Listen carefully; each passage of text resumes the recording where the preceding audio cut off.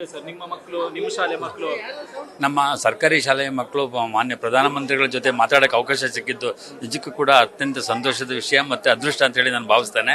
ಯಾಕಂದರೆ ಮಕ್ಕಳಲ್ಲಿರುವಂಥ ಪ್ರತಿಭೆಯನ್ನು, ಮಕ್ಕಳಲ್ಲಿರುವಂಥ ಆಸಕ್ತಿಯನ್ನು ಪ್ರಧಾನಮಂತ್ರಿಗಳು ಕೇಳಿ ತಿಳ್ಕೊಂಡ್ರು. ಜೊತೆಗೆ ಯಾವ ವಿಜ್ಞಾನ ವಿಷಯದ ಬಗ್ಗೆ ಹೆಚ್ಚು ಆಸಕ್ತಿಯನ್ನು ವಹಿಸಬೇಕು, ಜೊತೆಗೆ ಮಕ್ಕಳು ಕ್ರೀಡೆಯಲ್ಲೂ ಕೂಡ ಹೆಚ್ಚು ಭಾಗವಹಿಸಬೇಕು, ಜೊತೆಗೆ ಒಳ್ಳೆಯ ಪೌಷ್ಟಿಕಾಂಶದ ಆಹಾರವನ್ನು ಊಟ ಮಾಡಿ ಇದ್ದಾಗ ಮಕ್ಕಳು ಇನ್ನೂ ಹೆಚ್ಚಿನಾಗಿ ಓದ್ಬೋದು ಅನ್ನೋ ಒಂದು ಸಲಹೆಯನ್ನು ಕೂಡ ಮಾನ್ಯ ಪ್ರಧಾನಮಂತ್ರಿಗಳು ಮಕ್ಕಳಿಗೆ ಕೊಟ್ಟರು. ಸರ್, ಈಗ ಅವರು ಕೆಲವೊಂದು ತುಂಬಾ ಸ್ವಾರಸ್ಯಕರವಾಗಿ ಹೇಳಿದ್ದಾರೆ, ಕೆಲವೊಂದು ಫನ್ನಿ ಆಗಿ ಹೇಳಿದ್ದಾರೆ, ಸೀರಿಯಸ್ ಆಗಿ. ಯಾವುದು ಸ್ವಾರಸ್ಯಕರವಾಗಿತ್ತು, ಯಾವುದು ಸೀರಿಯಸ್ ಆಗಿತ್ತು?